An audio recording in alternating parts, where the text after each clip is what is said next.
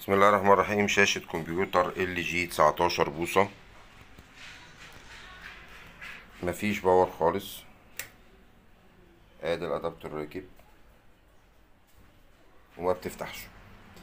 فبعد الفاصل ان شاء الله هنشوف الدنيا في ايه ونشوف نتصرف ازاي مع الاعطال اللي شبه كده. تابع معايا.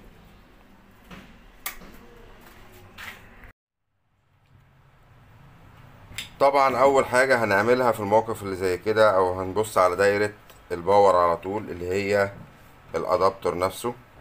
هنوصل كده في الكهرباء ونيجي نقيس، نتأكد الأول إن دايرة الباور شغالة.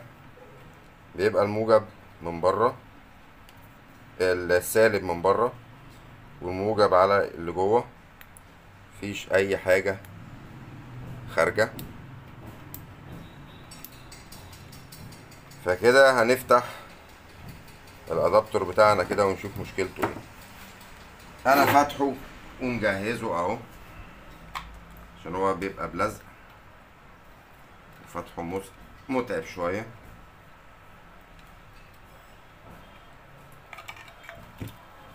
وهنبدأ نتفحصه كده ونشوف ايه اللي فيه.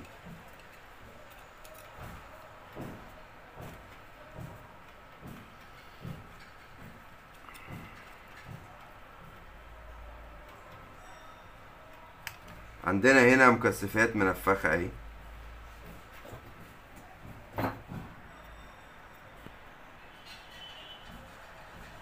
هنغير طقم المكثفات بتاع الخارج دوت.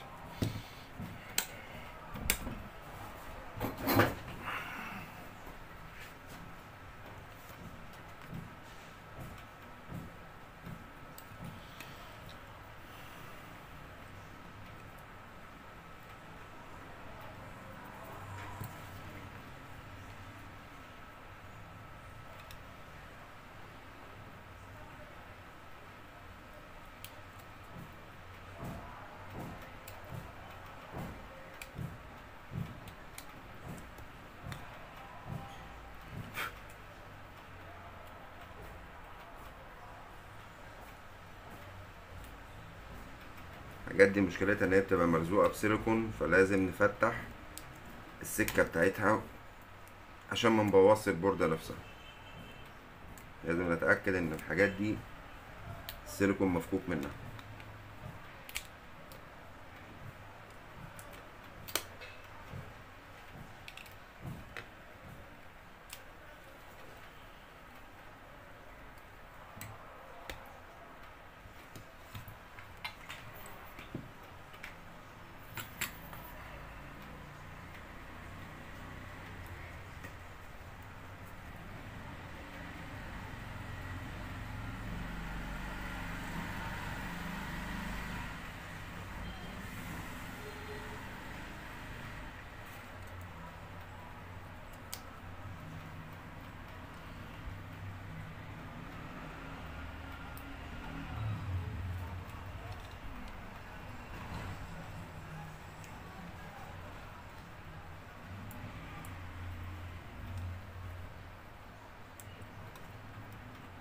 ادي اول واحد، ده قيمته 470 على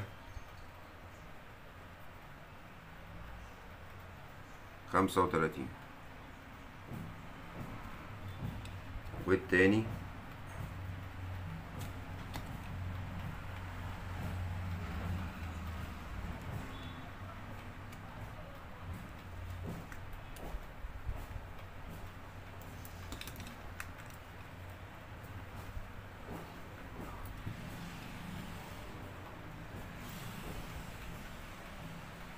برضو 470، بس ده على 25.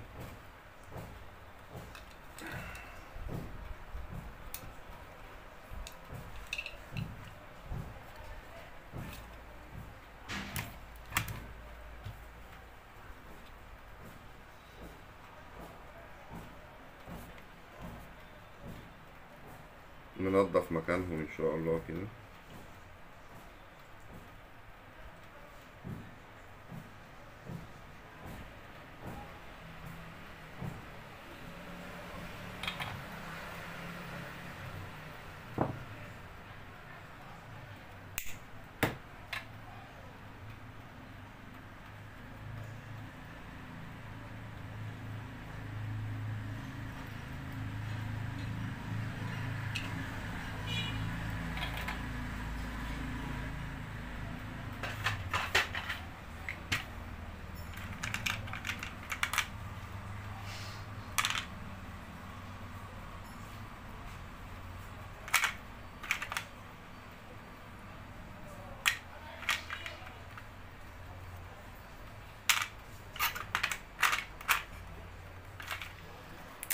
نغير الاتنين كده. بسم الله الرحمن الرحيم.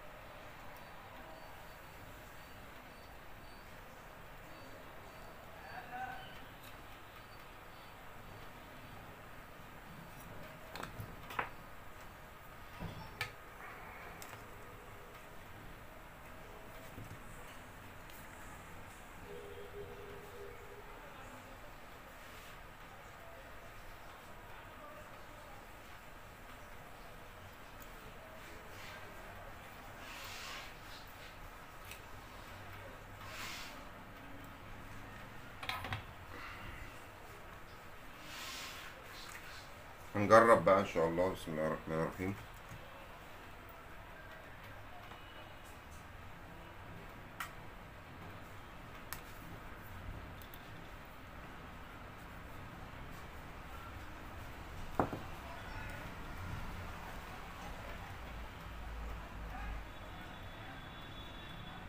نلاقي ال 12 فولت بتاعتنا طلعت اهي. ولو جبنا الشاشة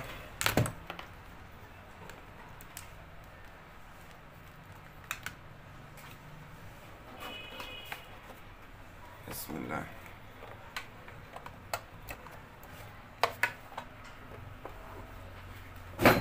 صورة ظهرت معانا زي الفل.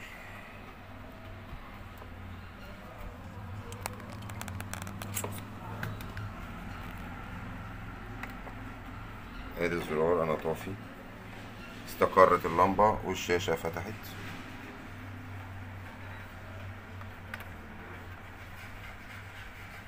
اهو هطفي تاني. هي فيها عيب خطوط بس ملناش دعوة بيها، هو العميل موافق على كده. اهو كده الشاشة شغالة معانا، بطفي وبشغل تمام زي الفل. يبقى احنا كده مشكلتنا كانت في دايرة الباور بتاعها او الادابتر بتاعها، وعيبنا كان عيب في مكثفات الخارج. طبعا يا جماعة لازم نفحص بالنظر الاول قبل ما نمسك اي قياس ونشوف اي حاجة. ساعات بتبقى الدنيا المشاكل اللي فيها بسيطة يعني. اتمنى تكون المعلومة وصلت، وما تنسوناش من دعوة بظهر الغيب. شرفتوني.